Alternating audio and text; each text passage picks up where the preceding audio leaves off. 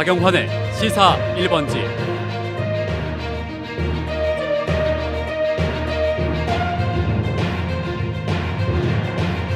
여러분 안녕하십니까, 박영환입니다. 지방선거가 100여일 앞으로 다가온 설날 연휴의 민심 향방은 그 어느 때보다 안개 속입니다. 집권 여당 정청래 대표는 당원 주권주의 깃발 아래 조국 혁신당과의 합당을 의욕적으로 추진하다 당내 내홍으로 미뤘습니다. 제1야당 장도혁 대표는 당성 강화를 내걸며 한동훈 전 대표를 내쫓고 강성 지지층 결집에 올인하고 있죠. 민주당은 집권 1년도 안 돼 당내 세력이 사실상 권력투쟁을 벌이며 두 개로 분열되는 모습이고요. 국민의힘은 탄핵 후폭풍에서 벗어나지 못한 채 왜소화되며 내전에 휩싸인 형국입니다. 이재명 대통령은 높은 지지율을 등에 업고 부동산과 전쟁에 나섰는데 과거 진보 정권의 조세저항 트라우마를 넘어설 수 있을까요? 내란 프레임에 갇혀 낮은 지지율에 갇혔던 제1야당은 당면 교체 등 혁신안을 준비하고 있는데 곧 나올 윤석열 전 대통령 1심 판결에 어떻게 대응할지가 시금석입니다. 시사 1번지 출발합니다. 동신대를 가야 하는 이유. 취업이 잘 되니까. 장학금이 많으니까. 재미있는 프로그램이 많으니까. 무료 스쿨버스에 멋진 캠퍼스까지. 학생이 행복한 대학. 동신대학교.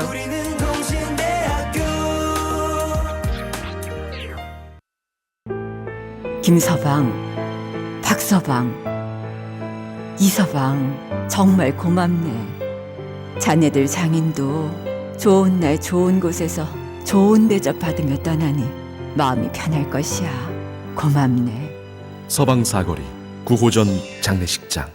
대한민국 AI와 청정에너지 수도로 도약하는 해남.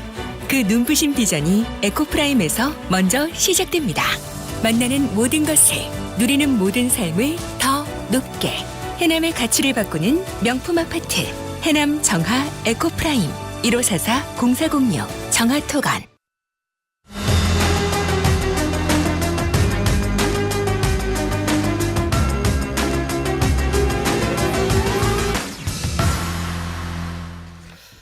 박영환의 시사 1번지, 오늘은 예고해드렸듯이 여야 의원 특집 대담으로 준비를 했습니다. 지금 두 분 나와 계시는데요.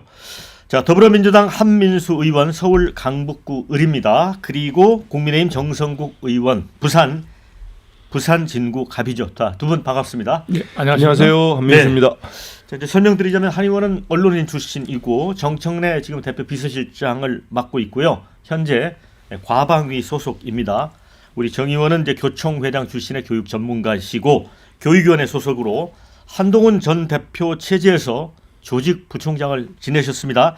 자, KBC 시사 1번지 라디오 청취자 또 유튜브 시청자들께 짧게 인사 말씀 한마디씩 하시죠. 먼저 한민수 의원부터. 소개를 뭐 다 해주셔가지고요. 예. 아무튼 우리 민족의 대명절인 예. 설 명절 맞아서 우리 국민 모두 행복한 명절 되셨으면 좋겠습니다. 여전히 우리 이재명 정부 들어서서 경제가 살아나고 있지요. 뭐 코스피 5천 넘어선 거 보면은 살아납니다. 근데 그럼에도 불구하고 이 명절 맞아가지고 전통시장, 지역구 다니면 여전히 어렵다는 분들이 있습니다. 그래서 이런 분들 모두 부담 않도록 노력하겠습니다. 네. 감사합니다. 짧게 한마디 부탁했는데 네 그러니까 마디 너무 길었습니다. 우리 정성국 의원님도 네 마디 하시죠. 저는 세 마디 하겠습니다. 예. 일단 설날을 맞이한 이 기분은 예. 우리 참 어떻게 보면 쉼의 시간이고 또 가족끼리 모여서 참 정담을 나눌 수 있는 좋은 게 아니겠습니까? 네.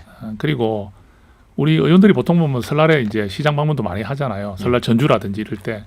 그래 저도 이제 설날이 되기 전에 좀 설날 직전에 가면 또 이제 좀 장사하는데 예. 방해가 될 수 있기 때문에 예. 좀 먼저 인사를 많이 합니다. 많이 인사를 드렸는데 정말 좀 올해는 좀 국민들께 희망을 드리는 또 행복한 한 해가 됐으면 좋겠어요. 그렇게 말씀드리고 싶습니다. 네. 저희가 이제 오늘 한 4개 정도의 이슈를 준비를 했는데요. 자, 먼저 이재명 대통령이 이 부동산과의 전쟁에 나섰습니다. 자, 일단 다주택자를 겨냥하고 있지만 이 강남권의 똘똘한 한 채도 동시에 겨누면서 압박을 좀 확대하고 있습니다. 다주택자 양도세 중과 유예 폐지 등의 이제 투기 규제, 또 부동산 감독원 설치도 속도를 내고 있죠. 그런데 이제 야당은 정책이 아닌 부동산 정치다 또 이렇게 공세를 퍼붓고 있습니다. 한민수 의원님 이거 어떻게 보세요? 야당의 그만 말씀하신 정치 공세가 예. 말 그대로 정치 공세죠. 아니 뭔 근거가 있습니까? 왜 그렇게 저는 참 선뜻 이해가 안 되는 부분이 뭐 여야가 나눠서 좀 다툴 수도 있습니다. 다툴 수도 있는데 이 투기 세력을 잡겠다. 여기에 대해서 반대를 하면은 그러면 국민의힘은 투기의 힘입니까? 아니면 뭐 부동산 세력과 같이 가겠다는 겁니까? 부동산의 힘도 있는데. 아니 그 부동산 투기 세력과 예. 뭐 한 편을 먹겠다는 예. 겁니까? 제가 너무 답답해서 드린 말씀이고요. 저는 본질을 좀 볼 필요가 있습니다. 아마 국민의힘이 우리 이재명 대통령님이 예전에 계곡 정비하신 얘기도 하고 코스피 5천 달성한다고 할 때 얼마나 많은 조롱을 했습니까? 그거 되겠냐고. 그런데 지금 5천을 뚫고 5,300을 뚫고 있습니다. 그래서 저는 올해 훨씬 더 많이 올라갈 거라고 보고 있는데요. 거기에 보니까 거기서 이제 대통령이 이번엔 부동산을 잡겠다, 투기 세력을 잡겠다 하니까 좀 당황한 것 같아요. 하지만 우리나라도 근본적으로 이 자본시장 또 우리 국민 전체의 부를 증식하는 방법이 대전환의 시기가 온 것 같습니다. 우리나라 규모 정도 되는 선진국 규모에서 이렇게 부동산을 통해서 불로소득을 얻으려고 하는 투기 세력이 상존하고 언제나 부동산 값이 다른 나라도 상승하지만 우리나라처럼 하지는 않거든요. 수백 채씩 갖고 있고 정말 수백 채씩 갖고 있는 사람이 많지 않습니까? 그런 사람들 뭐 합니까? 그냥 앉아서 부동산 가지고 아파트 가지고 돈 버는 거 아닙니까? 이제는 그런 거는 없어져야 되고 이제 진정한 주식시장이랄지 건전한 자본시장을 통해서 국민들이 부를 증식해야 된다 이렇게 봅니다. 실제로 이제 이재명 대통령의 이 부동산 투기와의 전쟁 요 부분이 지금 상당 부분의 모든 사회적 이슈를 좀 빨아들이고 있습니다, 정 의원님. 예. 그러니까 아까 한민수 의원이 국민의힘이 좀 당황했느냐라고 얘기를 해주셨는데 그런 건 아니죠. 뭐 당황할 정도는 아니고요. 예. 한민수 의원님 말씀도 일정 부분은 제가 공감을 합니다. 제가 뭐 우리가 일방적으로 비판을 하면 안 되거든요. 그런데 좀 돌아보면은 저는 부동산은 이게 우리 국민들께 허탈감을 주거든요. 특히 우리 문재인 정부 때로 돌아가 보면 네. 사실은 문재인 전 대통령도 부동산 정책만큼 좀 실패했다는 걸 스스로 인정을 하고 있어요. 최근에 인정을 했죠. 인정하고 있어요. 그때 부동산이 폭등했던 부분들도 사실은 규제를 많이 했거든요. 제가 살았던 부산만 하더라도 뭐 조정 지정, 뭐 대상 지역이니 뭐 투기 과열 지구니 정말 많이 쏟아부었습니다. 쏟아부었는데 결과가 어찌 됐느냐? 오히려 부동산이 폭등을 해버렸어요. 그러면 그래서 이제 나오는 이야기가 절대 정부가 시장을 이길 수 없다. 그런 말들이 나왔었지 않습니까? 그런데 그 패를 고스란히 저희들이 국민들이 겪었고, 그리고 그 문재인 정부가 실패했던 가장 큰 이유는 부동산인 경우이기 때문에 이재명 대통령께서 지금 정권을 잡고 이제 이 부동산 문제를 해결해 보겠다고 나서는 그 부분만큼은 저희가 뭐 어떻게 비판하기가 어렵죠. 부동산을 바로 잡아 보겠다는데. 근데 부동산을 바로 잡아 보겠다는 그 의지에서 그런 방법이라든지 또는 국민들께 하는 표현들이 이 좀 이렇게 해서 되겠냐는 지적을 할 수밖에 없는 거거든요. 그러니까 어떤 표현 어떻게 보면 이 집을 가지고 있는 분들이 좀 악마화되는 느낌. 그러니까 우리가 물론 투기 세력을 분명히 비판해야 됩니다. 한민수 의원님 말씀대로 집값 가지고 장난친다는 그런 분들 있지 않습니까? 분명히 잡아야죠. 근데 또 분명한 이유들도 있고 사정도 있고 하는 부분인데 일단 다주택자라는 이유만큼으로 좀 이분들이 정말 나쁜 사람인 것처럼 인식이 되는 부분들, 이 자본주의 사회에서 이런 부분들에 대해서는 우리가 표현을 좀 너무 지나치게 하는 것은 그렇지 않느냐는 이야기가 있거든요. 그리고 대통령께서 이런 말씀하신 것 같아요. 부동산 잡을 수 있다. 그죠? 그런 말을 하고 있어요. 또 정부가 시장을 이길 수 있다 말도 하셨습니다. 그럼 지금까지 왜 부동산이 이렇게 안 잡혔습니까? 다른 역대 정부는 뭐 그런 자신감이 없었을까요? 근데 그만큼 어렵기 때문에 못 잡은 거거든요. 잡고 싶어도. 그렇다면 과거에 이런 선례들이 하나의 교훈이 되는데 접근을 하더라도 내가 다 잡을 수 있다는 말씀보다는 최선을 다하겠다. 국민들의 동참을 요구해야죠. 그래서 저는 그런 부분에서 좀 아쉽고요. 지금 아까 말씀하신 뭐 부동산 감독원 설치 같은 경우도 새로운 정책이잖아요. 이런 부분들도 좀 세밀하게 논의하고 좀 급하게 추진하기보다는 우리가 좀 같이 합의하면서 전진했으면 좋겠다 이런 말씀입니다. 부동산 감독원은 반드시 저는 필요하다고 봅니다. 금융감독원처럼 정말 금융감독원이 금융위와 함께 주가 조작 이런 부분들 잡아내지 않습니까? 그럼 폐가망신을 시켜야 되죠. 이번에 부동산 감독원법이 우리 민주당 의원회에서 발의가 됐거든요. 거기에 대해서는 정 의원님 말씀대로 국회에서 국민의힘과 같이 상임위 차원에서도 하고 충분히 논의가 되면 됩니다. 그래서 이건 서로 잘해보기 경쟁하는 거 아닙니까? 그럼 부동산 감독원이 되면은 부동산 투기를 통해서 우리 서민들, 약자들, 청년 세대들을 울리고 정말 고통을 주는 투기 세력은 근절하는데 부동산 감독원이 저는 큰 역할을 할 거라고 봅니다. 역대 정부들이 실패한 사례들은 충분히 감안을 하고 왜 그랬는지, 이건 뭐 보수 진보의 문제가 아니기 때문에 거기에 대한 것은 잘못된 부분들은 바로잡는 게 맞는데 대통령께서 이번에 망국적 투기 세력과 정말 투기 세력 잡겠다, 사실상 부동산 투기 세력과의 전쟁을 선포한 거죠. 이게 그냥 선량한 집 한 채 갖고 계신 분들, 아니면 뭐 당연하게 세금 내고 있는 이런 분들 대상이 아닙니다. 말 그대로 다주택자 중에서도 집이 많다고 해서 비난받을 일은 아닙니다. 거기에 해당되는 세금을 내고 양도세를 중과를 하고 하면 되는 겁니다. 지금 대통령도 말씀하고 우리 정부나 여당에서도 얘기한 이번에 바로잡겠다는 거는 다주택자 중에서도 투기 세력입니다. 투기를 일삼는 사람들 하는 거거든요. 이럴 때는 저는 이런 부분들은 뭐 누가 좋고 나쁘고의 문제가 아니지 않습니까? 대통령이 오죽하시면 표 계산 없이 국민만 믿고 비난을 감수하겠다는 말씀까지 하셨어요.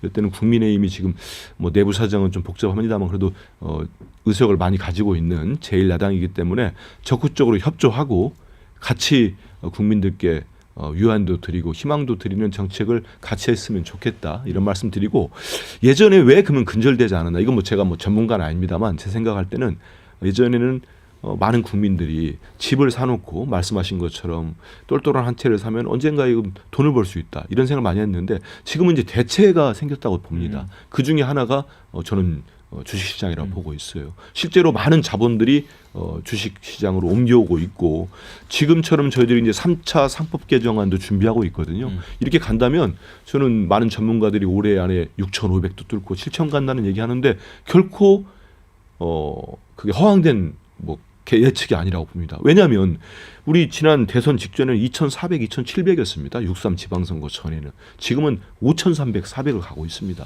그렇다면은 우리 국민들이 이제 믿기 시작한 겁니다. 그래서 그러면 우리 자본시장도 건전하게 발전하면 이제는 부동산 가지고 막 불로소득 얻으려는 사람보다는 안정적으로 좋은 주식에 좋은 기업에 투자해서 연금 형식의 진짜 미국처럼 선진국처럼 생각하는 국민도 늘지 않겠나, 이런 생각을 해봅니다. 예, 조금 뭐 저는 이제 공무원 생활을 했고, 그리고 뭐 또 그 우리 배우자 같은 경우도 공무원 생활을 하고 있기 때문에 성실하게 돈을 벌어서 이제 집을 사고 하는 그런 쪽으로 늘 전부터 생각을 했었어요. 그런데 지금 물론 뭐 사무님 말씀대로 부동산으로만 가는 그런 자본들이 이제 머니 무브의 형태로 해서 주식형으로 가는 부분은 긍정의 부분이 있습니다. 그런데 지금 주식이 5,300 코스피가 나오고 이런다 하지만 사실은 주식을 가지고 있는 분이 다 이득을 보는 게 아니잖아요. 그렇죠. 절반 이상은 다 또 잃고 있거든요. 물론 주식시장이 활성화되고 있는 건 긍정적인데, 그럼 주식에 투자할 때 한번 보십시오. 이게 우리가 뭐 자기가 공부를 해서 어떤 종목에 가는 게 좋은지, 언론에 나오는 대로 AI 관련주라든지 삼성전자 이런 쪽으로만 가는 게 맞는 것인지 판단을 하기가 사실 쉽지 않습니다. 이게 전문 영역으로 들어가는 부분인데 국민들께서 마음껏 그렇게 투자할 수 있는 그런 상황이 아니거든요. 만약 이제 주식에 투자하다가 본인이 실패할 수 있다는 두려움도 있을 수 있을 것인데, 뭐 이제 부동산에만 투자하지 마시고 주식에도 투자하고 이렇게 한번 해보시면 어떻겠냐. 이 말은 충분히 그렇게 할 수가 있지만 우리가 실제로 그런 것을 해야 되는 국민 입장에서 봤을 때는 사실은 주식시장도 좀 두려운 곳이거든요. 내가 잘못 투자해서 오히려 이 돈을 잃어버리면 어떻게 하냐. 그래서 저는 기본적으로 우리가 그런 방향은 있을 수 있을지라도 또 이 코스피도 언젠가 이렇게 꼭 계속 호황만 누릴 수 있다는 건 아니기 때문에 이런 데서 좀 주의를 해야 된다고 생각을 하고요. 그다음에 이 부동산 감독원은 긍정적 부정적 면이 있다고 생각합니다.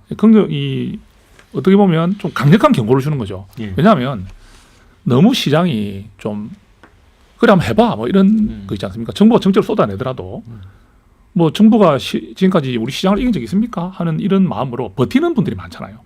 그렇기 때문에 이런 부동산 감독원을 설치해가지고 불법 행위를 직접 수사하고 이런 강력한 의지를 보인다는 것이 분명 경고 효과가 있다고 생각을 합니다. 다만 이런 부분들이 좀 지금 권한을 많이 주고 있거든요.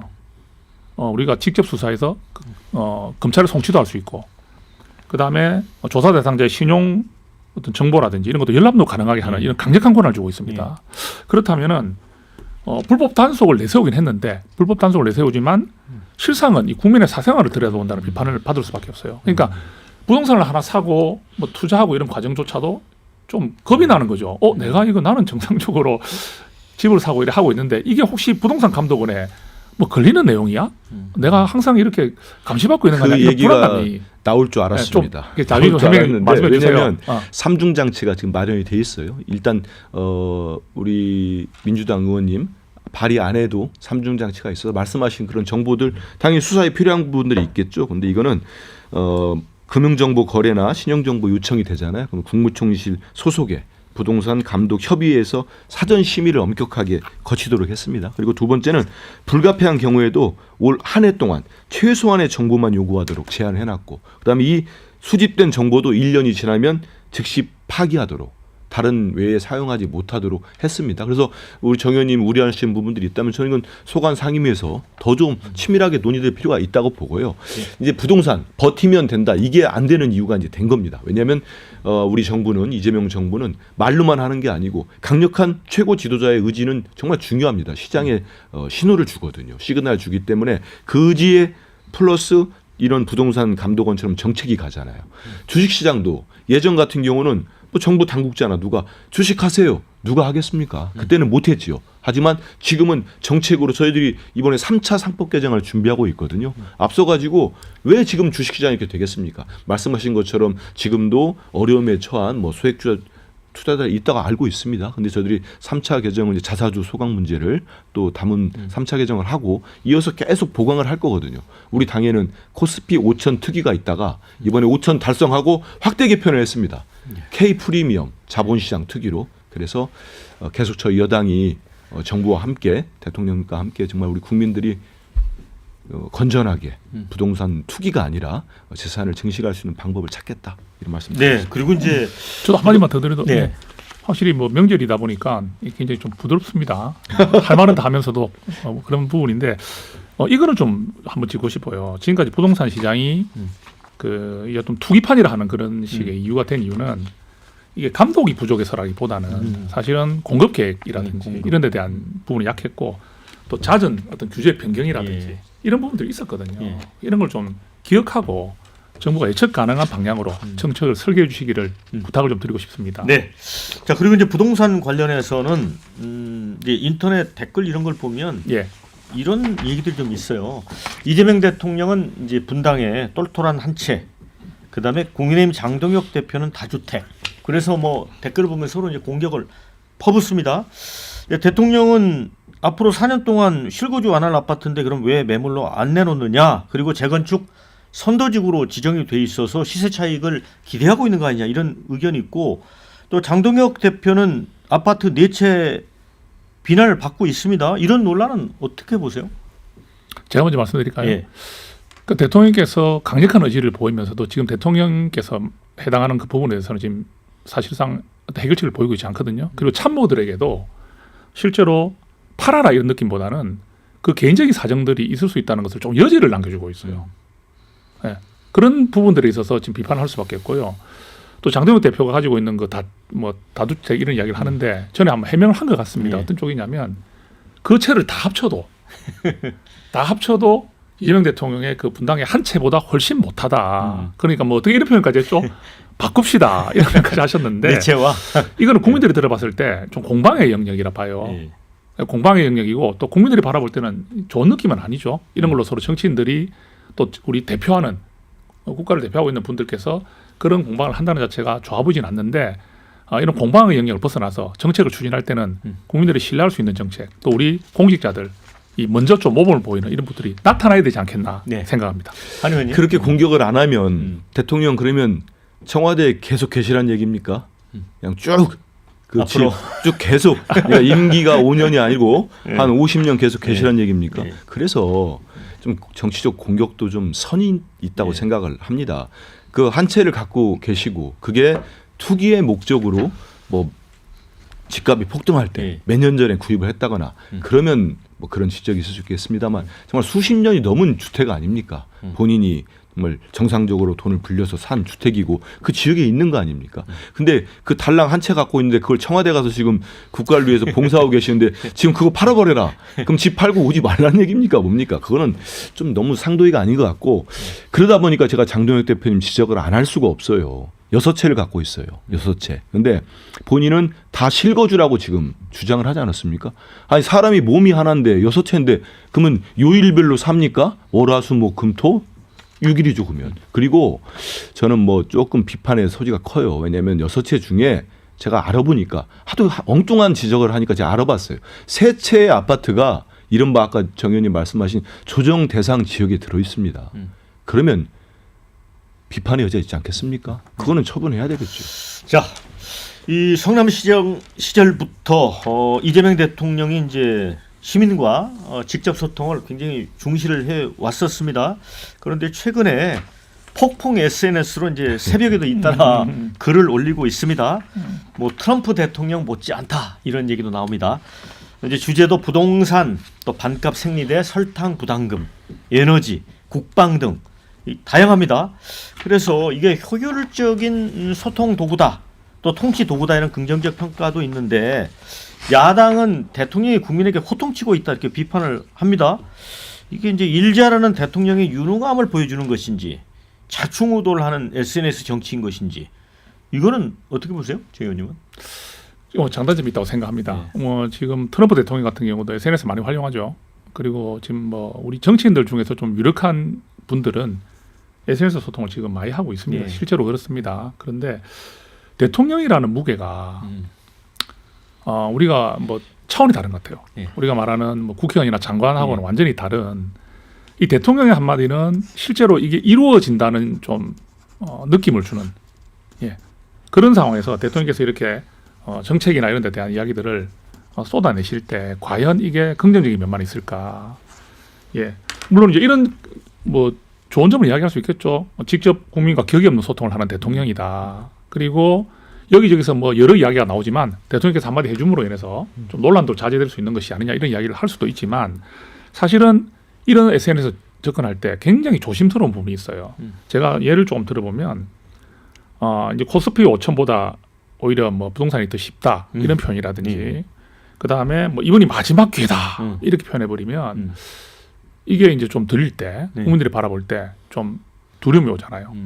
그죠? 대통령께서 아무리 대통령은 나는 그런 뜻으로 표현하지 않았다 하더라도 그렇게 느끼는 분들이 계실 수 있기 때문에 이런 부분에 있어서 굉장히 좀 정제된 표현을 하셔야 되지 않느냐. 그리고 이게 10번 100번 잘하더라도 한 번만 SNS상의 표현이 좀 잘못되거나 좀 국민들께 실망을 드리거나 오해를 일으킬 수 있는 내용이 나오게 되면 앞에 잘했던 SNS들이 다 묻혀버립니다. 그래서 또 이게 다 남잖아요.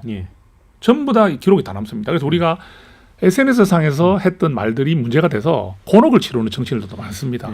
그래서 저는 이거를 뭐 하지 말아야 된다 이렇게 강하게 반대하고 이런 건 아니지만 이렇게 대통령께서 이걸 앞으로 많이 하시려는 의지가 있으시고 참모들도 그런 생각을 한다면 제가 지금 말씀드린 부분에 대한 그런 고민들은 늘 있어야 되지 않겠나 봅니다.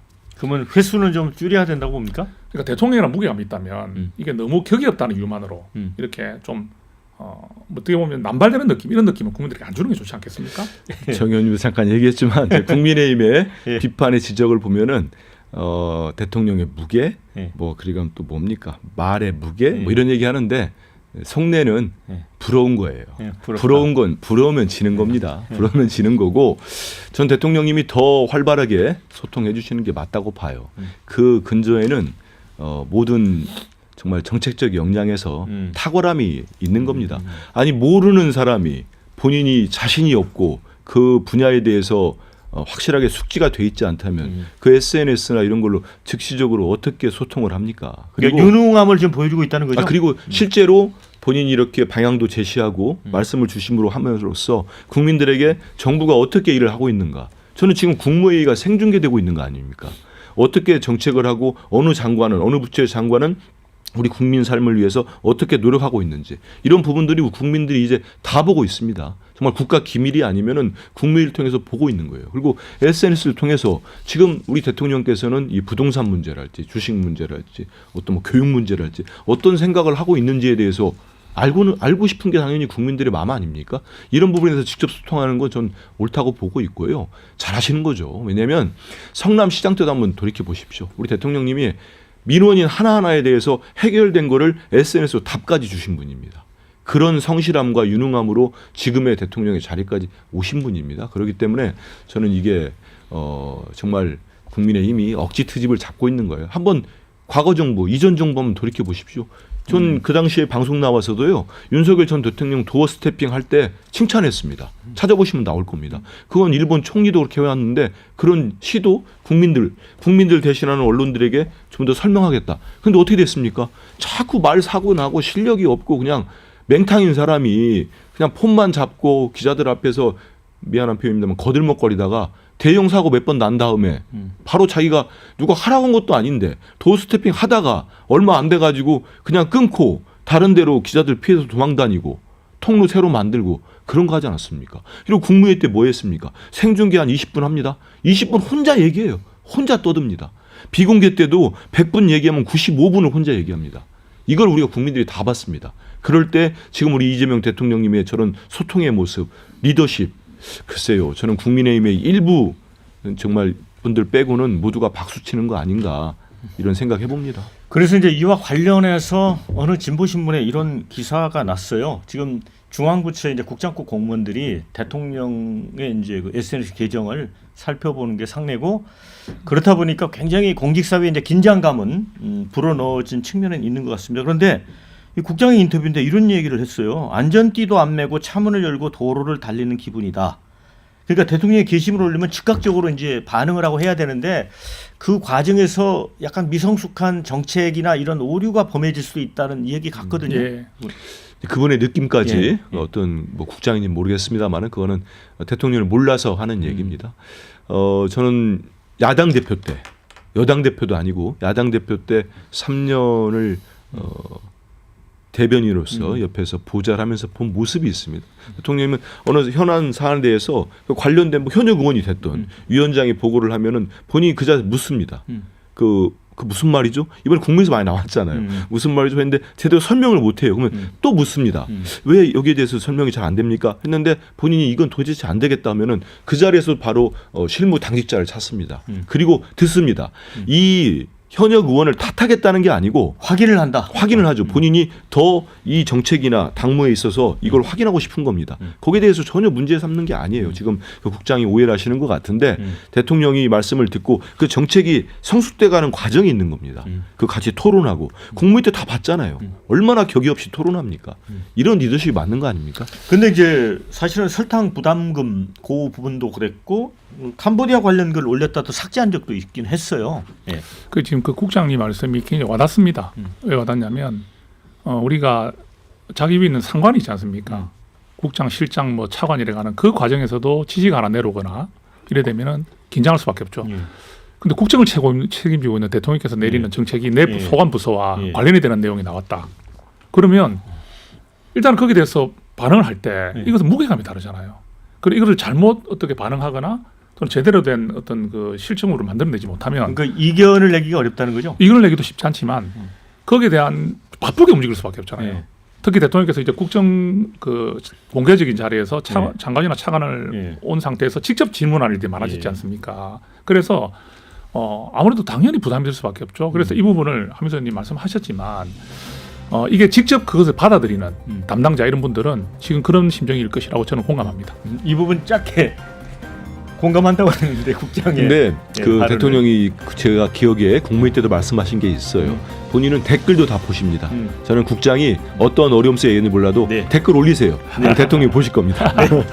자, 1부 마무리하고요. CM 듣고 2부에서 토론 이어갑니다.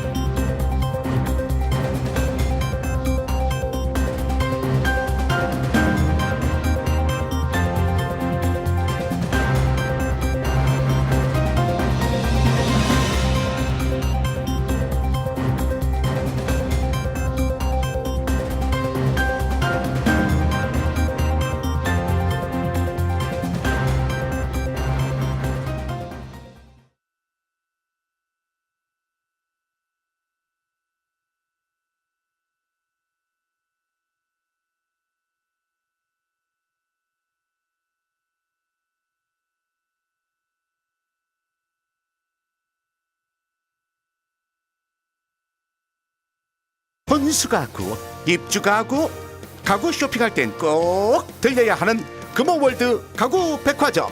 다양한 유명 브랜드 가구가 최대 50% 할인. 히트다 히트. 365일 할인가는 쭉 계속됩니다. 금호월드 7층 금호월드 가구 백화점. 생태도시 담양 수북에서 만나는 신선한 로컬푸드, 바로 수북농협 로컬푸드 직매장. 좋은 것만 주고픈 농가의 정성이 가득한 착한 로컬푸드, 바로 수북농협 로컬푸드 직매장. 행복이 수북수북, 건강도 수북수북. 수북농협 로컬푸드 직매장. 세상을 밝히는 밝은 미소 광주여자대학교. 여성이 열어가는 따뜻한 미래 광주여자대학교. 강인한 지성과 아름다운 감, 카리어만 사관학교. 광주여자대학교. 아마 다들 마찬가지일 거예요. 어머니 마지막 가시는 길이라도 잘 보내드려야 하는데 그저 막막했어요. 그래서 믿고 맡겼죠. 첫날부터 마지막 장지까지 계속 함께 해주셔서 든든했어요. 정말 고맙습니다. 진정한 위로 남문 장례식장. 차로 10분 거리 하남 생활권. 편리함을 일상에서 만나는 10년 명품 임대 아파트. 전세대 오픈 테라스형 발코니와 리버뷰까지. 광주 승원 펠리체 테라뷰. 문의 1644-4448. 2월 오픈 예정. 승원종합건설. 여러분은 지금 KBC 여의도 광역방송센터에서 진행하는 박영환의 시사 1번지를 듣고 계십니다. 박영환의 시사 1번지 2부 이어가겠습니다. 특집 대담으로 여야 의원 두 분과 함께하고 있습니다. 더불어민주당 한민수 의원, 국민의힘 정성국 의원, 지금 KBC 스튜디오에 나와 계십니다. 자, 정청래 민주당 대표가 던진 합당 제안이 이제 결국 무산이 됐습니다. 지방선거 이후에 논의를 이어가기로 했는데 그 과정에서 당내 갈등이 최고조에 달했습니다. 당초 합당의 명분은 이제 지방선거 승리였지만 그 배경에는 정 대표의 차기 당권으로 보는 시각도 깔려 있었던 것 같습니다. 또 수기 과정이 없었다는 점에서 정 대표가 평소 강조한 당원 중심주의에 배치되는 거 아니냐 이렇게 주장하는 분들도 있습니다. 그 와중에 이제 조국 혁신당과의 미략설, 김어준 사전 계획설, 음모설 별게 다 나왔습니다. 한민수 의원님, 이거 다 이제 말끔하게 정리된 겁니까? 정리됐지요. 왜냐하면은 그렇게 볼 수 있어요? 실체가 없는 거 아닙니까? 미략설이나 무슨 특정 유튜버 진행자가 하는 게 드러난 게 뭐가 있습니까? 말 그대로 저는 제일 황당했던 부분들, 저뿐만 아니고 직전까지 청와대 정무수석을 했던 우상호 전 정무수석도 제일 황당한 부분이 그랬다고 방송에서 들었습니다. 왜냐하면 이 조국 혁신당과의 합당이 정 대표가 연임도 하고 당권도 잡고 이런 거에 대해서 자기가 제일 황당했다고 했는데 저 마찬가지입니다. 왜냐하면 말 그대로 정말 정청래 대표 속마음이 그런 거라면 왜 조국 대표를 끌어들입니까, 당에? 잠재적 경쟁자를 더 밀어내는 게 당연한 거 아닙니까? 그 말이 안 되죠. 그리고 그 와중에서 일부 최고위원도 그렇고 무슨 제2 2인자, 3인자 얘기하고 그거는 저는 정말 그런 얘기 자체가 이재명 정부에 부담을 주는 거예요. 왜 그런 얘기를 합니까? 그건 뇌피셜도 저는 아주 황당한 말이 안 되는 무슨 갑자기 하늘 아래 태양이 두 개 이런 얘기는 제가 들으면서 저뿐만 아니고 저 이런 얘기는 너무 과도하다. 그거는 근데 이현주 최고위원의 주장이잖아요. 그러니까 있을 수 없는 얘기 아닙니까? 합당 제안은 저는 정청래 대표가 지금 속마음이 뭔지는 잘 모르겠습니다. 하지만 이번 6.3 지방선거에 우리가 승리하지 못하고 그렇다면은 그 다음에 어떤 미래가 있겠습니까? 다 그런 거 아닙니까? 그리고 6.3 지방선거의 압승은 저는 절체절명의 지상 과제라고 봅니다. 왜냐하면 압승을 해야 우리 이재명 정부, 지금 대통령이 얼마나 일 잘하고 계십니까? 최선을 다하시는데 우리 당에서 그다음에 우리 정부가 힘을 받는데 당에서 뒷받침을 하는 결정적 계기가 될 겁니다. 그래야 내란의 뿌리도 티끌까지도 저희들이 청산할 수 있다. 이런 말씀을 드리기 때문에 합당 제안에서 다만 그 전에 말씀하신 것처럼 수기 과정, 절차 문제, 저는 그거는 일견 타당성이 있다고 봅니다. 아무리 저기 보안성, 기밀성 때문에 했다고 합니다만은 그런 걸 지적할 때는 전 최고위원들 지적도 충분히 일리도 있고, 그래서 대표께서 여러 차례 공식 비공식적으로 각 개별적인 최고위원들께 사과를 했습니다. 제가 그 자리에 있었기 때문에 공개적으로도 했고 비공식적으로 사과를 했어요. 근데 다만 나머지 그 이후에 무슨 미략이랄지 뭐 이런 지분이랄지 그런 건 정말 있을 수 없는 주장들이 난무해지면서 지방선거 전 합당 논의는 중단될 수밖에 없었다. 지금은 당내 분란보다는 화합이 중요하다. 왜냐하면 우리는 지방선거 압승해야 되니까요. 예. 그 말씀 합당 내용이 이제 말끔하게 정리됐다고 한 의원 말씀하셨는데 동의하세요? 뭐 정청래 대표님의 지금 옆에 계신 분이니까 당연히 그렇게 하셔야 되는 거고 그 19일 만에 이게 합당이 좌절됐죠. 그런데 제가 이제 더불어민주당의 사정을 정확히 알 수는 없죠. 언론 보도나 이런 걸 통해서 알 수 있기 때문에. 근데 이제 정치를 하다 보면 직감이라는 게 좀 있지 않습니까? 일단 처음 합당을 제안할 때부터 저는 좀 말이 나올 때 제안할 때 뭐 최고위원들한테 말도 없이 뭐 급박하게 진행했다 이런 말이 나올 때 제일 궁금했던 게 당대표가 저 정도의 발표를 한다면 대통령과 교감이 어느 정도였을까 참 궁금했거든요. 근데 그 부분에서 벌써 삐걱이 되기 시작하면서 대통령의 의중이 어느 정도 있느냐. 예. 그리고 이 과정에서 이 당내 어떤 계파 싸움이라면 좀 그렇지만 이 세력의 싸움이라는 게 여실히 나타났어요. 예, 지금 어떻게 보면 친명계라고 하는 최고위원들의 발언들이 굉장히 강했습니다. 공개석상에서 하는 말들이 정청래 대표를 저격하는 형태의 말들을 많이 했어요. 예, 지금까지는 당대표 중심으로 모여야 된다는 그런 명분 하에서 그런 걸 잘 드러내지 않았는데 이번만큼은 물러설 수 없다는. 이거 그러면 최고위원들이 자기만의 생각으로 이렇게 할까요?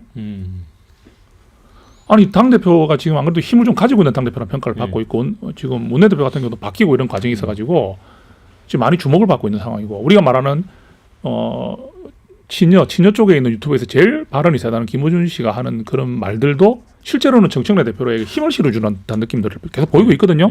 그런데 그걸 보십시오. 그래서 지금 이거는 사실상 민주당의 큰 어떤 내분의 지형들을 보여주었다. 그러면서 지금 공소 취소 어떤 모임 같은 거 지금 70명이 넘게 지금 결성됐다고 합니다. 그 우리 박성준 전 수석 이 지금 맡았다고 하고요. 그 숫자가 70명 넘는다는 건 한 절반 이상인데 공교롭게 떼가 보십시오. 때 이거 만들 수 있지 않느냐. 또 뭐 참여하고 싶은 사람들한테 다 이야기했다 하지만 거기 모이는 분들이 목적 없이 모이지 않거든요. 또 그 시기가 굉장히 공교롭거든요. 그래서 지금 이 상황에서 이제 벌써 정권이 출범한 지 1년도 안 됐는데 당에서 대통령을 호위하고 함께하는 그런 세력들이 힘을 합친다기보다는 각자의 정치를 이제 하기 시작했구나. 그리고 조국혁신당 입장을 한번 생각해 보겠습니다. 조국혁신당은 지금 사실 어떻게 보면 을의 입장이잖아요. 주도할 수 있는 입장이 아닙니다. 근데 제안을 받았을 때는 나쁘지 않았을 것 같아요. 예, 그렇게 생각하는데 민주당 안에서 이게 반대가 너무 격렬하니까 좀 당황했을 것 같고요. 그리고 그래도 지금 수용했죠. 어떤 걸 수용했습니까? 민주당의 뭐 어떤 이런 방향에 그렇게 반대하는 게 아니라 함께 가겠다는 뜻을 밝혔습니다. 그 말은 당장 눈앞에 놓여 있는 시선에서 민주당과 협조가 되지 않고서는 조국혁신당이 자립적인 능력을 발휘할 기회가 없기 때문에 지금 그렇게 서로 이야기가 된 게 아니겠느냐 이렇게 봅니다. 많은 반박이 필요해 보입니다. 조금만 하세요. 조금만. 밖에 계시다 보니까 진짜 여러 가지 오해, 그게 저는 우리 정 의원님의 어떤 문제라고 생각하지 않고요. 일부 언론이 그냥 대놓고 프레임을 짜고 드는 데도 있고, 또 왜냐하면 우리 정부가 너무 잘하고 당정청이 원팀으로 가니까 흔들어대려는 세력들이 조금 저는 일부 있다고 봅니다. 왜냐하면 지금 친명 이런 얘기하는 거는 정말 잘못됐어요. 왜냐하면 대통령께서 이재명 대통령님이 대통령이 되셨습니다. 그러니까 다 친명이라는 거죠. 다 친명이죠. 아니 저한테 친명 아니라고 하면 그거 이상한 거 아닙니까? 저는 대통령님과 그렇게 제가 모시고 일을 했고 누구보다 저는 대통령님을 존경하고 사랑합니다. 그런데 그거를 오해할 수 없는 거죠. 그리고 또 하나 공소 취소는요. 그 주도하는 의원께서 모두 문자를 보냈는데 그 문자를 확인 못하신 분도 있고, 그 공소 취소와 국정조사는 당 지도부에서 결정한 겁니다. 왜냐하면 국정조사 필요하다. 그리고 이건 대표적인 위례 신도시 부분도 있고 대장동, 그다음에 대북송금. 이건 대표적입니다. 참여 의원이 80여 명밖에 안 되죠. 그 저도 문자를 당에서 그렇지 않습니다. 그거는 뭐냐면 다 문자도 보내고 아마 제가 보냈는데 저 같은 경우도 뭐 당무에 바쁘고 하다 보니까 확인 못했고 저도 이제 가입하려고 합니다. 그래서 이거를 김병주 의원도 그렇고 많은 의원들이 얘기했잖아요. 이게 무슨 반청 모임이냐 이런 건 아니고 왜냐하면 당 지도부가 국정조사도 필요하고 표적수사, 조작수사를 바로잡기 위해서 그 이상한 것도 필요하다는 얘기를 공개적으로 다 하고 있습니다. 그래서 이거는 전 우리 민주당원들의 뜻이 모아지는 거기 때문에 지금 뭐 1차로 그 문자 보고 확인한 분들의 숫자 때문에 그건 진짜 오해다 이런 말씀 드리고 그다음에 이번 합당 제안이 이제 지방선거 전에 중단이 됐습니다. 그리고 저희들이 연대와 통합을 위한 추진 준비를 당에 구성을 할 예정이고요. 조국혁신당에도 제안을 했고 조국혁신당이 즉각적으로 환영의 입장을 밝혔습니다. 저는 무엇보다도 아까 말씀드린 건데 원론적인 게 아니고요. 저에게는 그리고 우리 당원들이나 우리 민주당의 국회의원들에게는 정말 저체전명의 지상과제를 말씀드렸잖아요. 이재명 정부의 성공을 위해서 하나하나 힘을 모아야 됩니다. 그러지 않으면 뭐 정 의원님은 아니십니다만은 여전히 저는 내란 세력 그리고 윤어게인 세력들이 상존하고 있고 그렇게 해서 지금 국민의힘도 망치고 있는 거 아닙니까? 근데 그걸 우리가 저희들이 뿌리 뽑기 위해서라도 종식시키기 위해서라도 우리 이재명 정부가 성공해야 된다. 이를 위한 지방선거 압승이 필수적이다. 그래서 힘을 합치려고 한다. 이런 말씀드립니다. 근데 이제 연대와 통합 추진위가 이제 지방선거 앞두고 이제 가동이 되는 거잖아요. 그러면 거기서 예를 들어 공천을 놓고 조국혁신당과 민주당 사이에 어떤 결정이 나올 수도 있는 거예요. 근데 이거는 좀 일단 결성을 하자 하고 결정을 당 지도부가 하고 우리 당 같은 경우에 하고 이제 조국혁신당도 여기서 받아서 자기들도 논의를 하겠다 한 단계입니다. 그래서 각 당이 만들어지고 난 다음에 그 뭐 실무단위의 논의들이 이루어지지 않겠습니까? 그런 거기 때문에 좀 지켜봐야 될 문제지. 이번에 그 비락설 제기한 쪽도 그랬습니다만 무슨 두 분이 만나서 그 얘기를 하는데 지분 얘기를 합니까? 지금은 서로 통화도 못해요. 하도 오해를 많이 했어서 그런 상황이기 때문에요. 아니 너무 그렇게 오해할 필요 아니에요. 그래도 이제 정청래 대표가 전 당원 투표는 사실 결정해놓고 정면돌파 의지를 계속 보였었잖아요. 그래서 이걸 놓고 정말 여러 가지 상황이 좀 불리해지니까 백기를 든 게 아닌가라고 보는 사람도 여전히 있어요. 그건 아닙니까? 우리 박영환 앵커님이 이렇게 보시는군요. 그건 아니고요. 왜냐하면 저도 그렇게 우리 보는데요. 당원에 정성구님도 두 분 계시는구나. 딱 두 분. 그런데 당원에 이런 합당과 아마 국민도 마찬가지일 겁니다. 해산의 경우에는 당원 당규에 따라서 전 당원 토론과 투표를 하도록 돼 있습니다. 당대표께서는 이제 그걸 했으면 좋겠다는 걸 원하셨는데 지금 단계에서는 당내 분란들이 있고 또 다수의 의원들께서도 지방선거 전은 현실적으로 합당에는 찬성하는 의원들이 대부분입니다. 대부분인데 이후로 갔으면 좋겠다 이런 말씀을 했었습니다. 간단하게 말씀드리면 이번 사건은 어떤 이유를 대더라도 일단 정청래 대표의 리더십에 큰 타격이 있었다는 부분만큼은 좀 인정이 되는 것 같아요. 이거는 우리가 공격하는 뜻은 아닙니다. 합당을 추진하고자 야심차게 시작했는데 이게 일단 무산됐잖아요. 이게 보통 문제가 아니거든요. 본인께서 반드시 성취하겠다는 이루어내겠다는 뜻을 가지고 했는데 안 됐다? 그럼 이게 리더십 타격이 없을 수가 없습니다. 리더십 타격이 있을 수밖에 없다. 그런데 이제 이 과정에서 묘하게 이제 정청래, 유시민, 김어준, 조국이 한 팀으로 또 비쳤고요. 그 반대편에 이재명 대통령, 김민석 총리, 이현주, 강덕구 한 팀이다. 이런 식의 어떤 언론의 뭐 뇌피셜일 수도 있겠습니다만은 그런 형식의 구조적인 보도들이 있었습니다. 그리고 친 이재명계 최고위원 입에서 터져나온 이제 반란이란 단어도 있었잖아요. 면전에서. 어떻게 보세요? 이게 우리 정치를 해보니까 국민의힘도 보십시오. 소장파, 친한계 뭐 딱 그렇게 규정해가지고 이제 기자들이 쓰거든요. 그러니까 그렇게 하는 것을 많이 좀 규정을 하는 것 같아요. 그러니까 민주당은 지금까지 이재명 대통령의 성공을 위해서 우리가 분열되지 않는다 이런 말을 해왔지만 사실은 그때 정청래 대표하고 박찬대 원내대표가 대표 경선을 했을 때도 비록 정청래 대표가 이겼지만 의원들은 박찬대 원내대표를 더 많이 밀었거든요. 성향이 분명한 거죠. 근데 이번에 이 합당을 추진하는 과정에서 이 성향들이 노골적으로 드러났고 또 어떻게 보면 앞장서는 사람들이 생겼고 그래서 이런 분화들이 생기고 이름들이 이제 이렇게 나눠지는 게 아니냐 이렇게 생각합니다. 그런데 저는 그건 기억이 납니다. 이제 정청래 대표하고 박찬대 전 원내대표가 이제 당대표 선거 붙었을 때 그 언론에서 질문을 했잖아요. 은근히 누구를 미느냐 이렇게 했더니 이기는 편이 내 편이다 그렇게 얘기를 했던 것 대통령께서 같아요. 말씀하셨죠. 예. 그리고 저는 지금 이제 뭐 양쪽에 몇 명의 이름 또 이쪽에 몇 명의 이름 저는 그게 뭐 언론도 그거는 되게 바람직하지 않고 만약에 우리 내부에서 그런 얘기를 하는 분들이 있다면 저는 대단히 잘못됐다고 지적하고 싶습니다. 왜냐하면 대통령님은 절대 당무에 개입 안 씁니다. 이건 당의 일입니다. 예. 당의 일이 잘못되고 하면 비난은 비판도 당의 소속원인 저와 우리 당의 지도부가 받아야 되는 거죠. 근데 여기에서 무슨 대통령님 거론하는 거 그건 정말 잘못된 거기 때문에 그런 걸 하지 않는 게 맞습니다. 그리고 대부분이 오해이기 때문에 오해는 풀리게 돼 있습니다. 네, 좀 지켜보도록 하겠습니다. 자, 이제 지난달 국민의힘 장동혁 대표 체제에서 의결된 한동훈 전 대표 제명은 제1야당의 내부 분열을 지금 가속화시키고 있죠. 오세훈 서울시장조차도 장 대표가 당의 날개를 꺾는 사당화를 하고 있다. 사퇴까지 언급을 했습니다. 장 대표가 당성 강화를 명분으로 이 마이웨이를 하고 있다는 비판, 그래서 지방선거 적신호가 켜진 것 아니냐라는 우려도 있는 것 같습니다. 자, 정성구 의원님. 예. 이 한동훈 전 대표가 제명인데 사실 쫓겨난 거잖아요. 예. 부산 지역 당심은 어떤가요? 물론 뭐 이제 강성지휘청 입장에서는 한동훈 대표를 제명해라는 걸 요구했고요. 또 심지어 뭐 그 한동훈 전 대표와 가까운 분들의 이름까지 거명하면서 제명해라는 식으로 요구하고 그랬지 않습니까?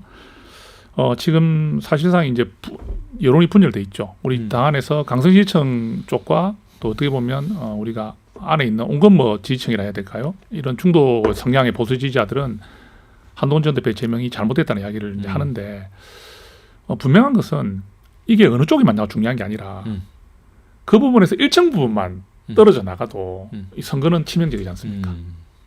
그러니까 우리가 선거에서 뭐 20% 30% 차로 이기는 게 아니거든요. 작게 보면 3에서 5% 차 이런 정도 차이로 이기는 것이고 우리가 10% 이상 벗어나는 게 잘 없어요, 차이가. 그러면 강성지지층은 여전히 지지하고 있고 또 나중에 보수 결집이 이루어지더라도 결국 지선에서 승리를 결정짓는 쪽은 중도입니다. 그런데 한동훈 전 대표의 발언이나 여러 가지 지향점을 보면 일단 중도를 바라보고 합리적 보수라는 그런 쪽에 기체를 걸고 있기 때문에 그래서 계엄을 반대했고 그죠? 이렇게 했지 않습니까? 그런데 그런 한동훈 전 대표가 가진 세력들이 한동훈 전 대표의 제명과 함께 여기서 이탈이 돼버린 상황이라면 이분들을 어떻게 어떤 동기부여를 해서 투표장에 나오게 할 수 있을까? 또 이런 게 있잖아요. 내 혼자 투표하는 것과 내 자신이 주변에 알리고 싶은 마음을 가져서 이 투표하고 싶은 마음에 대해서 호소하는 건 다릅니다. 정말 그분들 마음 하나하나를 이렇게 헤아려가지고 이렇게 설득하고 한다 하더라도 그분들이 더 뛰고 싶은 욕구를 지금 차단시키는 효과가 났기 때문에 지금 저희 당으로서는 한동훈 전 대표의 이 제명 사건이 굉장히 큰 파장을 일으켰을 뿐만 아니라 지선에서 악영향을 미칠 수밖에 없다는 이야기들을 많은 분들이 하고 있습니다. 그래서 이제 일부 이 얘기 하시는 분들 중에서는 장동혁 대표가 지방선거 결과에 아예 관심이 없다. 그러니까 이제 최근에 인구 50만 이상 지역은 최고위에서 이제 공천권을 가져올 것처럼 얘기를 한단 말이죠. 그러니까 좌파 세력을 이제 뿌리를 내리게 하겠다는 얘기도 하던데 맞나요? 정말? 뭐 그거는 정말 당 대표가 선거에 지면 버틸 수 있나요? 그 이야기를 뭐 우리 의원들이 하진 않죠. 왜냐하면 당 대표를 하고 있는 분께 그런 말씀드리는 것은 아니다 생각을 하는데 이제 그런 언론의 이야기들이 나오고 있고 또 그런 평가를 하는 분들이 계시잖아요. 왜 그런 이야기가 나오냐를 좀 추측해 생각을 해보면 지금 이렇게 어려운 상황인데도 불구하고 아직도 국민을 바라보는 중도를 바라보는 방향을 제시를 제대로 못하고 있으니까 말이 또 좀 왔다 갔다 하고 있지 않습니까? 좀 말이 변해서 가고 있는 것 같은데 또 백바꾸를 한다든지 또 주변에 있는 그 어떤 당권파로 있는 분들이 하는 발언들도 변화가 있는 것 같은데 진정성이 안 느껴진다든지 이런 일들이 자꾸 생기다 보니까 시기가 자꾸 지금 밀리면서 특히 어떤 계기가 있죠. 곧 다가올 19일에 윤석열 전 대통령 내란 1심이 있습니다. 선고가 있죠. 자, 한석수 전 총리가 23년형을 받았습니다. 그럼 윤석열 전 대통령이 검찰 구형처럼 좀 나올 수 있는 게 몇 개 없죠, 그죠? 세 가지라고 저는 알고 있거든요. 그럼 그 선에서 만약 나온다면 아무리 우리가 1심이라 하더라도 법원의 판단은 좀 다릅니다. 그렇죠. 그럼 이때 또 장동혁 대표가 어떤 스탠스를 취하고 어떤 말을 할지가 굉장히 숙제가 될 것입니다. 근데 이런 기회들이 올 때마다 정말 좀 확실한 변화를 보여야 되는데 지금 강성지청이라고 하는 그분들의 어떤 입김이 아직도 장 대표를 사로잡고 있지 않느냐 이렇게 저는 생각합니다. 장동혁 대표의 당성 중시 발언 어떻게 보세요? 민주당도 당성은 중시하잖아요. 근데 제가 아마 좀 전에 말씀하신 것처럼 장동혁 대표의 시선은 이미 6.3 지방선거 너머로 가 있다 하고 예측하면서 방송에서 최초로 하지 않았을까 아니면 앞장서 했던 걸 기억하실 겁니다. 왜냐하면 저는 이분의 비상식적인 행동을 보니까 만약에 제1야당 대표가 선거를 중시한다면 저렇게 못하죠. 아니 전환길 고성구 끼고 돌고 윤어게인 윤석열 면회 가서 울고 다니고 그걸 어떻게 합니까? 정상적이라면 못하는 거 아닙니까? 지금 보면은 뭐 이제 한동훈 전 대표 제명했고 김종혁 전 최고위원 제명했고 이제 배현진 의원 좀 징계하려고 들어갔지 않습니까? 그리고 오세훈 시장도 결기가 없어요.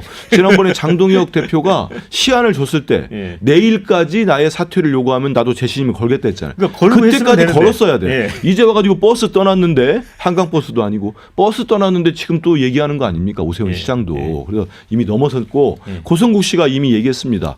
한동훈 다음은 뭐 저기 오세훈이다. 이런 얘기를 했는 상태 아닙니까? 그래서 저는 아까 우리 박영크께서는 그 선거에 진 당대표가 책임 안 질 수가 있느냐? 저는 선거에 참패를 해도 당신은 책임을 지고 내놓을 거라고 봅니다. 하지만 그 제가 뭐 예측하는 거니까 안 맞을 수도 있어요. 하지만 비대위 싸움이 걸릴 것 같아요. 비대위원장부터 해서 어떻게 구성할 거냐. 그거를 놓고 지금 당내 포석을 하고 있는 거라고 봐요. 그러면 그 사이에 비대위원장이 2달이 됐든 3달이 됐든 딱 끌면서 장동혁 대표가 다시 돌아올 수 있도록 유리하게 판을 짜놓고 제가 너무 많은 자세한 내용 알려드리나요? 그러고 난 다음에 실제 전당대회 가면 근데 저는 비대위는 우리 정성국 의원님이나 한동훈 전 대표에도 되게 중요합니다. 만약에 다음 진다고 생각하면은 뭐 이프가 들어가 있습니다만 참패를 당하고 지금처럼 가면은 국민의힘 참패하지 않겠습니까? 참패하고 그 다음 지도체제 때 그때 한동훈 전 대표가 못 돌아오면은 더 어려운 상황이 될 겁니다. 다음 비대위에서 어떤 뭔가 해주지 않으면. 한동훈 대표 얘기가 나와서 지난번에 이제 토크 콘서트 뭐 15,000명이니까 많이 모였고 우리 정 의원님도 그때 갔었어요. 자 다시 돌아오겠다고 공언했는데 이게 어떤 식으로 돌아오겠다는 겁니까? 일단 당에서는 이제 쫓겨나 버렸는데. 제명이 된 상황이죠. 어떤 스토리가 있습니까? 많은 이야기들이 돌고 있는데 이거를 우리가 한동훈 전 대표와 저희 이런 가까이 있는 분들이 뭐 의논하고 이런 정도는 아니고요. 왜냐하면 아직까지 이제 유동적인 일들이 너무 많다 보니까 근데 이 부분은 좀 정리를 해야 될 것 같아요. 그러니까 한동훈 전 대표가 어떤 역할을 해야 되지 않는 이야기는 많습니다. 그냥 가만히 있어서는 안 된다. 이런 이야기는 많고요. 그리고 국회의원 보궐선거와 시도지사 선거가 있다면 국회의원 보궐선거로 가서 의원 생활을 하는 것이 여러 가지로 맞지 않느냐 이런 이야기 정도까지는 일단 무소속으로라도 해야 그렇죠. 된다. 그래서 무소속이라는 부분이 그렇다면 어떻게 보면은 3자 대결이 될 수 있는 거잖아요. 3자 대결이 될 수 있다면 기본적으로 민주당이 후보가 나오지 않는 일이 없기 때문에 어느 정도 잠식을 해간다면 이 민주당 후보가 있다 하더라도 그 민주당 후보는 충분히 이길 수 있는 지역 그런 지역을 찾아야 되겠죠. 예를 들면 이제 대구나 이런 그렇죠. 그래서 민주당 후보의 지지율이 좀 낮게 나오는 지역에서 뭐 무소속으로 나가서 뭐 국민의 후보와 경쟁을 해야 되지 않느냐 이런 이야기를 하는 분이 계시거든요. 근데 그거는 그 지역이 어디가 되는지도 결정된 적도 없고 그게 이제 홍준표가 했던 방식이잖아요. 뭐 비슷한 방식이라고 봐야 되겠죠. 그래서 그런 쪽으로 이야기는 많이 나오고 있는데 아직까지 지금 시점에서 토크 콘서트 이후에 한 대표가 어떤 특별한 지금 여론을 좀 지켜보고 있는 상황이기 때문에 지금 상황에서 뭐 출마를 어떻게 하겠다는 말을 밝히기에는 좀 빠르다 이렇게 보입니다. 자 마지막으로 이 부분 한번 짚어볼게요. 그런데 장동혁 대표의 측근이라고 봐야 되겠죠. 김문수 최고위원이 윤 어게인으로는 지선에 못 이긴다라고 했습니다. 그게 아마 우파 유튜버들과의 어떤 대담 자리에서 그런 얘기를 했던 것 같아요. 그런데 이제 전환길 씨는 내가 그 장동혁 대표한테 확인해 봤는데 이거 장 대표의 뜻은 아니다라고 했습니다. 그래서 이걸 놓고 위장절연이냐 논란도 있습니다. 이게 뭘까요, 본질이? 제가 볼 때는 그거는 극우의 덫, 그다음에 극우 유튜버들의 늪에 빠져 있는 겁니다. 그냥 그 늪에 그 곤충이 빠져서 거미가 됐든 빠지면 계속 허우적거립니다. 발버둥 치면서. 근데 그거 못 벗어나거든요. 제가 볼 때는 뭐 이 방송 들으시면 우리 방송 들으시면 장동혁 대표나 뭐 김민수 최고위원인가요? 섭섭할진 몰라도 지금 서로 짜고 치는 것도 안 되는 거예요. 지금 뭐 앞뒤가 안 맞은 게 이마저도 정교하게 못하는 겁니다. 왜냐? 전환길 전환길 씨 입에 그냥 휘청휘청 하는 거예요. 국민의힘이라는 제1야당이 정말 안타깝습니다. 휘청휘청 하니까 이 말을 했다가 나가서 한 말을 했는데 이거 뭐야? 진위 밝혀봐 하니까 뒤로 가가지고 만나가지고 아니야 그건 절대 아니야. 같이 갈 거야. 윤핵에는 어떻게 우리가 윤석열 못 버려요. 이 얘기를 또 하고 그러면 이분이 뭐 자기들은 전략이라고 지금 이쪽 한번 갔다가 이쪽 한번 갔다가 양다리 비슷하게 걸쳐놓으려고 하는데 이거는 아니야. 우리 속마음은 여전히 윤석열이야. 이런 얘기를 하다가 그러면 전환길이 나와서 나 좀 의심스러운데? 앞으로 그러지 않겠습니까? 내일까지 밝혀봐 장동혁. 아니면 나 버릴 거야? 그러면 또 누구 사람 보내거나 아니면 본인이 찾아가거나. 저는 이거는 대단히 안타까워요. 지금 못 벗어납니다. 못 벗어나고 이 상태로 가서 저는 6.3 지방선거에까지 가지 않겠나 이런 생각을 해봅니다. 그래서 결국은 이제 전환길 씨가 지금 이제 보수 강성 유튜버로 이제 활약을 하고 있는데 결국은 국민의힘을 돕는 게 아니지 않을까 저는 약간 엑스맨 같은 느낌도 들어요. 이건 어떻게 보세요? 예, 지금 우리 의원들도 그런 부분을 굉장히 걱정을 많이 하고 있습니다. 우리가 지금 뭐 고성국 씨 또는 뭐 전환기 씨 이런 분들에 의해서 당 대표가 좀 좌지우지되는 듯한 느낌을 준다는 게 굉장히 안 좋은 거거든요.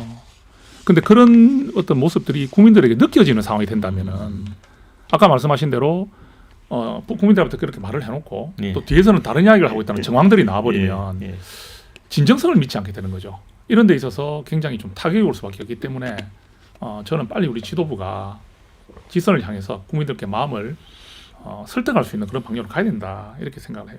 근데 저는 이해할 수 없는 게 이런 얘기를 전환기 씨가 들었다고 하더라도 그거를 또 이렇게 누설하면 안 되는 거 아니에요?